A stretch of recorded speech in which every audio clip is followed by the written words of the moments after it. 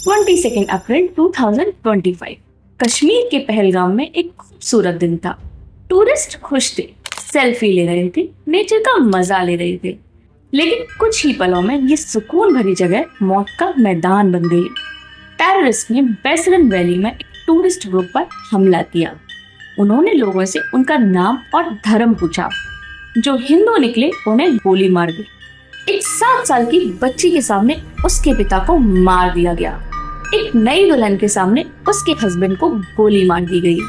इस हमले में टोटल 28 लोग मारे गए, जिसमें 25 हिंदू थे और एक लोकल मुस्लिम गाइड जो लोगों की मदद कर रहा था। इस हमले के बाद भारत ने ऑपरेशन सिंदूर लॉन्च किया, एक सर्जिकल स्ट्राइक जो पाकिस्तान के अंदर टेररिस्ट कैंप को टारगेट करता है। मैं हूँ डॉक्टर मिनाली। आज हम बात करेंगे इस घटना के पीछे के टेररिज्म का असली चेहरा और कैसे हम इस साइकिल को तोड़ सकते हैं। अब वक्त आ गया है अगली जान बचाने का, गन से नहीं, स्ट्रैटेजी और समझदारी से। 1947 पार्टीशन, एक देश 2 टुकड़ों में बट गया, न सिर्फ बॉर्डर से बल्कि सोच से, पहचान से और आखिर में खून से। तब से लेकर अब तक 4 वॉर्स, कई टेररिस्ट अटैक और लाइन ऑफ कंट्रोल बन गई है लाइन ऑफ कांस्टेंट फायर। पर सवाल ये है क्यों आखिर शांति नहीं हो पाती और टेररिज्म हर बार पाकिस्तान से ही सिर्फ क्यों बढ़ता जा रहा है? जवाब छुपा है पाकिस्तान के पावर स्ट्रक्चर में, जहां आर्मी और आईएसआई की पावर किसी भी पीएम से ज्यादा होती है और उनके लिए इंडिया सिर्फ पड़ोसी नहीं, एक जरूरत है, एक बहाना है, एक टारगेट भी और उनकी ताकत का जस्टिफिकेशन भी। लश्कर-ए-तैयबा और जैसे मोहम्मद जैसे ग्रुप्स गरीबी से नहीं उठे, इन्हें बनाया गया, ट्रेन किया गया और प्रोटेक्ट भी किया गया उसी सिस्टम से। 2001 का पार्लियामेंट अटैक, 2008 का मुंबई अटैक, 2019 का पुलवामा, हर बार मैसेज क्लियर था, इंडिया को अलर्ट रखना है। पर हर मिलिट्री जवाब के बाद पाकिस्तान में नैरेटिव्स पलट जाता है।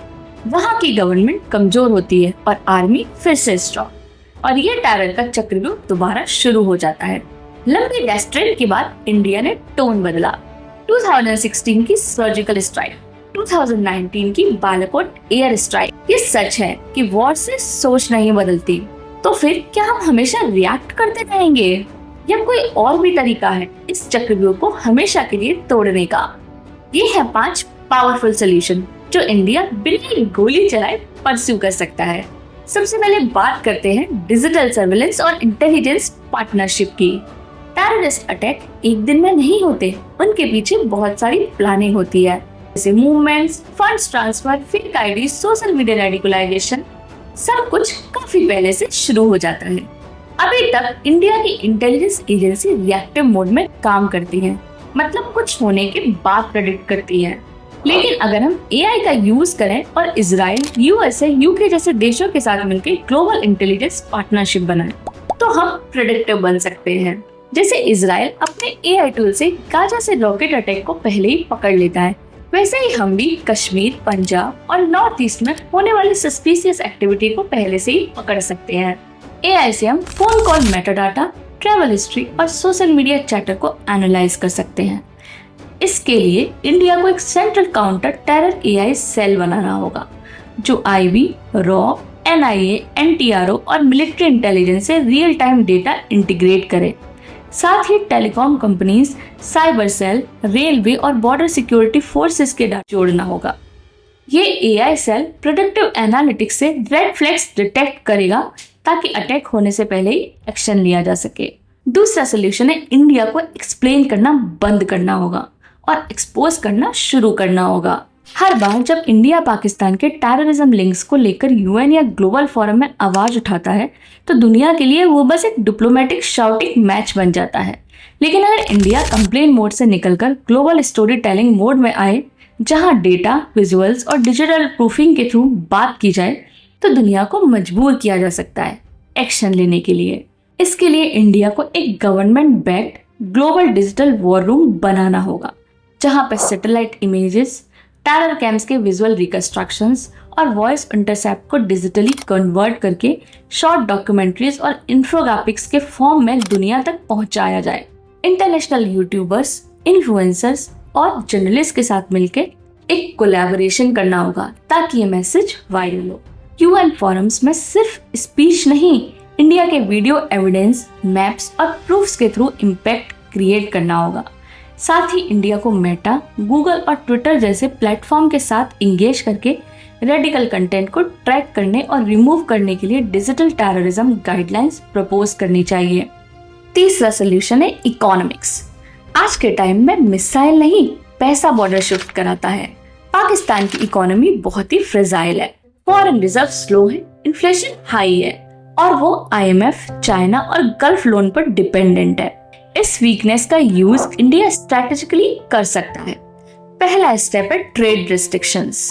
इंडिया को पाकिस्तान के साथ सिर्फ इमरजेंसी और ह्यूमैनिटेरियन गुड्स का ही ट्रेड करना चाहिए और थर्ड पार्टी रूट से होने वाली इनडायरेक्ट ट्रेड्स को ब्लॉक करना चाहिए। इंडियन बिजनेसेस को भी पाकिस्तानी गुड्स जैसे टेक्सटाइल और सीमेंट से बाइकआउट करने के लिए एनकरेज करना होगा। और दूसरा स्टेप है वाटर डिप्लोमेसी।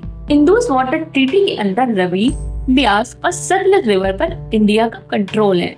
इंडियन ट्रीटी तोड़ने के बजाय अपना हिस्सा पूरी तरह यूज करे, डैम्स और हाइड्रोइलेक्ट्रिक प्रोजेक्ट को फास्ट करे। तीसरा स्टेप है फाइनेंशियल डिप्लोमेसी। इंडिया को G20, ब्रिक्स और क्वाड जैसे फोरम्स का यूज करके पाकिस्तान का टेरर लिंक्ड एनजीओ की इंटरनेशनल फंडिंग को कट करवाना होगा। फाइनेंशियल एक्टिविटी ट्रेड फंडिंग पर प्रेशर डालना होगा ताकि पाकिस्तान ग्रे लिस्ट में बना रहे जब तक वो रियल रिफॉर्म्स ना दिखाए। इस फाइनेंशियल सोल्यूशन से पाकिस्तान पर इकोनॉमिक प्रेशर बढ़ेगा बिना किसी फिजिकल वॉर के। चौथा सोल्यूशन है नैरेटिव वॉरफेयर। आज के जमाने में जंग सिर्फ बॉर्डर पर ही नहीं, दिमाग में भी होती है।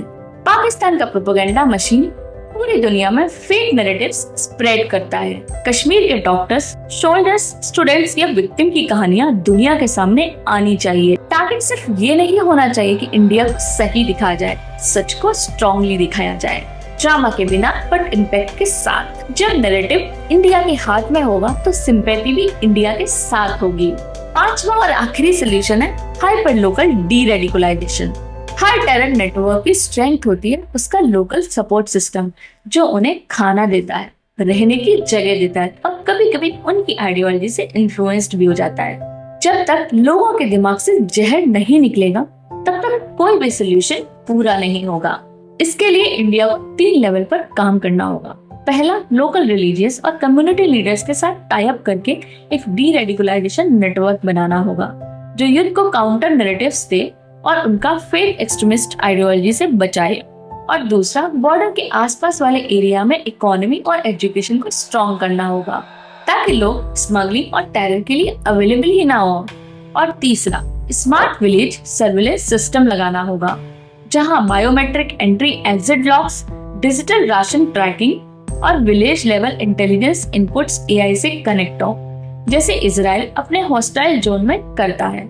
जब लोकल सपोर्ट ही टूट जाएगा तो टेररिस्ट नेटवर्क अपने आप क्रम्बल हो जाएगा।